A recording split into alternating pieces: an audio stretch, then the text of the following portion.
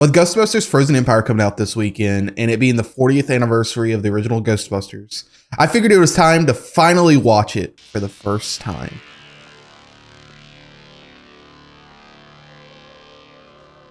Ghosts. Hello, Ghostbusters. They're real. You do? You have? They're here. Ghostbusters from 1984 stars Bill Murray, Dan Aykroyd, Harold Ramis, Sigourney Weaver, and Rick Moranis. So, like I said previously, I had never seen this movie. This movie's nearly 40 years old. So, I'm going to talk pretty openly about it. I'm not going to do non-spoilers. So, if you haven't seen it, please go watch it. Don't be like me. Don't wait this long. Well, I guess you have, but you get what I'm saying. Either way, let's get into it. I like this movie overall. I don't know that I love it as much as a lot of people say. And that it's easily could just be a time thing, right? Like you watch it at the right time in your life and it just worked for you.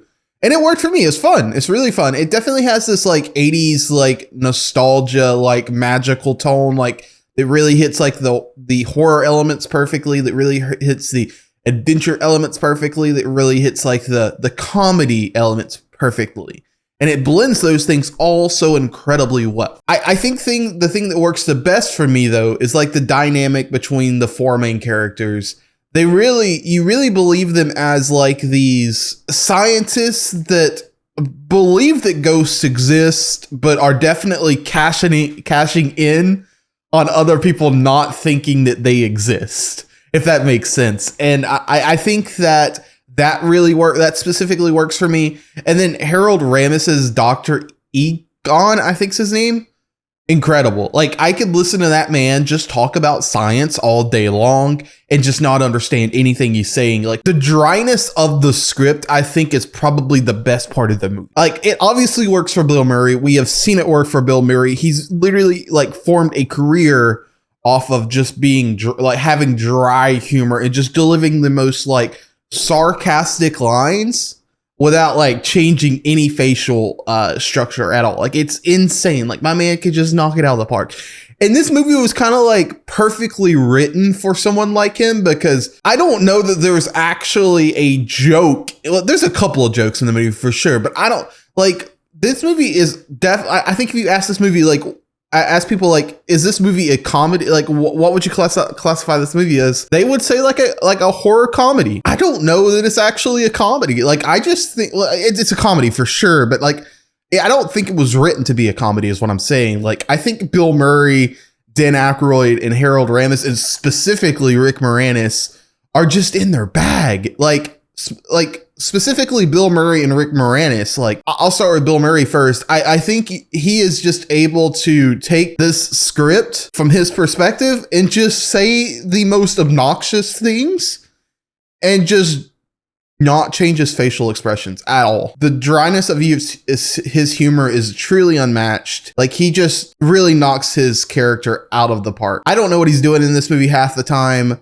And sometimes I'm not even sure he's forming complete coherent sentences, but you really believe him as Venkman, and he knocks it out of the park. Rick Moranis. So I'll be forward with you. Like I haven't watched a lot of Rick Moranis stuff. I do know that he is one of the best like comedians to ever walk this earth. And I'm thankful for that because we got this movie with him in it. And I think he plays the neighbor of Sigourney Weaver's character. And I think it'd be for a lesser actor in a lesser movie, it would have been really easy just to make this guy just really weird and you just not to like him and him just take up too much screen time because you're not interested in anything he's doing. Rick Moranis doesn't give you that. Rick Moranis is in his bag 100%. Like he's so charming and so like awkward in a charming way that you just want him on screen because you just wanted to hear the delivery of his lines and watch him just be funny, naturally funny.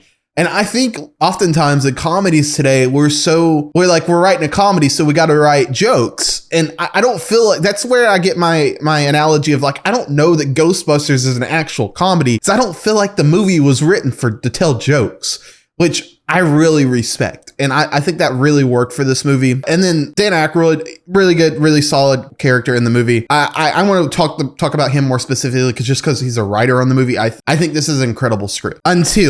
And there's an until, because I do have some things that I don't know that hold up super well. I don't love. So here's the thing. Sigourney Weaver's character, I think, is really good in the first act of this movie. And this is where my problems kind of start. The second act, I feel like, is a little convoluted and it maybe relies a little too much on some montages. I don't know that I love the first act of this movie a lot. I wanted to get more of that in the second and the third act. The second act, I feel like it went a little too montage heavy and then lost a little bit of the momentum of we're a newly found business who is heavily reliant on skepticism. And I don't know that completely like segues perfectly. The third act, I think, is a little bit anticlimactic. And this could be a product of it being made in the 80s and 40 years of movies have been made since then. That's very possible. So I'm not going to hark on that too much. However, stuff with Sigourney Weaver does not age well. Like,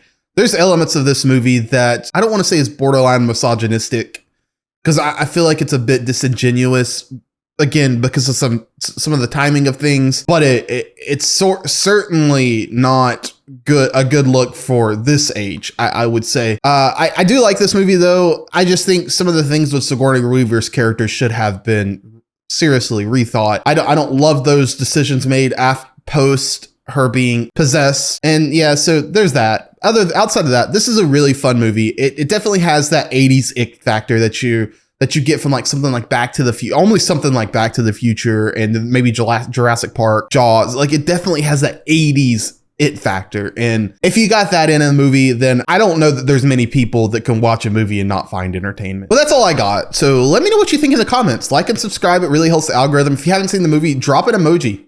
Like, it helps the algorithm. I really appreciate it. But if you have seen the movie, I'm curious to hear what your thoughts are. And then last but not least, if you haven't seen the movie, why not? Why haven't you watched it yet? And then 2, get out and watch it before Frozen Empire. I would be curious to hear your thoughts 40 years post the release of this movie. So anywho, I'm getting out of here and I will see you guys next time.